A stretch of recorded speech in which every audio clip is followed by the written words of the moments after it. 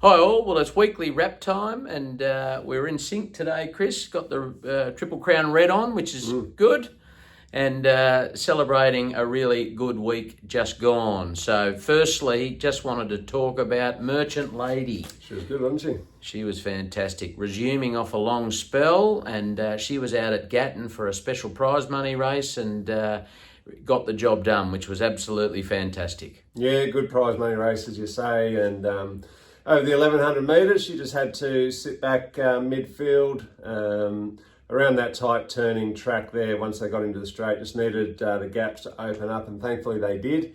Georgina Cartwright was on board, a talented young jockey, and yeah, she got the job done. I thought it was a really gritty performance from Merchant Lady, which is, I'd love to see that determination. She chased hard the whole way and just nabbed the leader on the line. So thrilling victory there, building a very nice record. I think she's won 3 starts now, about 109,000 in prize money from memory, and yeah, she likes being first up. Four times she's done that and won 3 of them. So more to come for her, I'm sure. So congratulations to all of her owners. Yeah, big preparation ahead. Can't wait to see where she gets to. Talking of big preparations, Kajenga, she placed in the listed Tattersall Stakes last weekend, and what a fabulous day, what a fabulous run. Now she's got black type on the pedigree, and we've now put her in the paddock, and she's going to come back in the spring, so really exciting. It is exciting. I thought she was excellent. Got that, a tough run from a tricky gate, something we were concerned about going into it, but she was trapped 3 wide the journey. Did really well though. She accelerated well, stepping up to the 1400 metres for the first time, and she was very strong all the way through the line. Nearly nabbed second.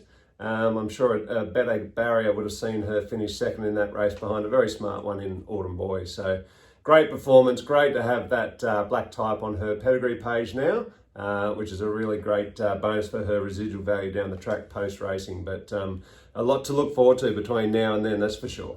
Yeah, and I know talking a lot about that Autumn Boy. I thought, but I did get a bit of feedback that there's a few people talking about Kajenga too. So look forward to the spring. So that was the week just gone. Relatively quiet week this week, but very exciting as we possibly will have Bavaco step out on debut. 2-year-old by Bivouac. Had a few trials now and looking at a couple of options for him. We've accepted for him at Wyong on Saturday. We're looking at Goulburn, and he's also got other options later next week. So a few things sort of to consider. The weather, the track. But we'll be excited to get him going. Yeah, certainly been looking forward to that for a little while now. So it is always exciting to see a horse make their debut, and I think now with those options, as you alluded to, we'll just try and pick the eyes out and give him a good experience for his first race start. But very much looking forward to it, as I'm sure all his owners are. Very exciting. And then we've got Without Pier, another 2-year-old having his second career trial on Tuesday. And he trialled really well first up, and he'll be asked a bit more this time, and hopefully we can get him through to the races. Yeah, definitely. He was a bit green in his first trials, which is understandable, but I thought he did it very nicely all the same, especially right towards the end.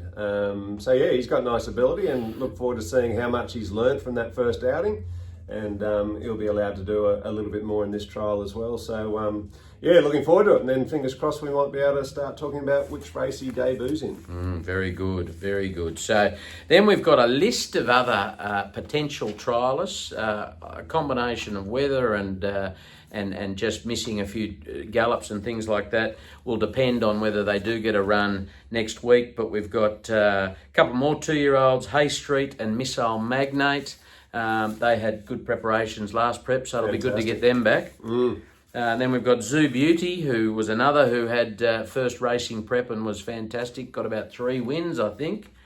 Zoo Prince and our UK import Formal Display, who he's potentially going to step out late next week or sometime next week, and if not, it'll be the following. But plenty of trialists to look at. Yeah, and the exciting thing is with all of them coming through, there's a lot of nice horses in amongst that group, and thinking that racing's just around the corner for them as well, which is very exciting, especially as we come into the Spring Carnival shortly. Absolutely. So that's it. As I said, relatively quiet, but good luck to Bavaco owners if he gets a run over the coming week. Red hot tips. How'd we go? You got one. Good. Well done. Thank you. Elamaz, the import. Yes. He ran very well. They thought it might be a bit short for him, but he was very good. He was, yeah. He's obviously got plenty of talent. I think that was his first start here in Australia, and it looks like he's got a future as well. So well done. You got the only one up. Won't surprise anyone. $2.30. To collect. Yep, certainly is. A little pot shot, was it? Yep, it was. So what have you got for this week, Chris? This week, we'll keep the winning run going. How many weeks is the winning streak at the moment? I think we're up to 3, so hopefully Is that get all? to... I was thinking it was 4 or 5, but anyway, maybe that's wishful thinking. well, I don't know. Maybe. I'm going to get things off to a flyer for the weekend. A little sneaky one at Tamworth tonight. Race 1, Tough Guy. I think that's a winning chance there for you just to get the weekend started, and then we'll roll into Saturday. Up at the Sunshine Coast, I have race 5, All That Pizzazz, each way chance there, and then race 7, Autumn, is another each way chance with Robbie Dolan on board, the Singing Irishman, and then to close things out, Rose Hill, race 10, the lucky last, Kerguelen, if you pronounce it that way, the James Cummings runner, Ben Osmond on board, and that, I think, will win. Does like the wet. Very good. Well, I am up on the Sunshine Coast. I'm actually heading up there. A bit of a bucket list for me going to the Caloundra Cup, so I'm looking forward to that. I've got 4 there. Race 5, I'm at number 3, Natuno, paying $7.50.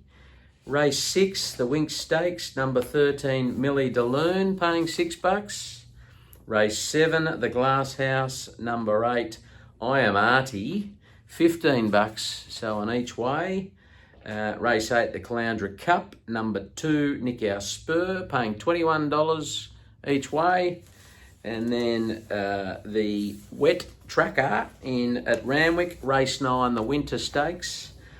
I like him. Number 16, Cool Jakey, paying $23. So each way, plenty of odds there. There's plenty of tips too. 5. It's like shooting with a shotgun. You've just got bullets going everywhere. Oh, well, you do 5 most weeks, so let's be honest. So hopefully you get something there and we keep that streak going. But anyway, guys, have a lovely weekend. Good luck to Bavaco owners, and we'll talk to you next week. Enjoy your weekend.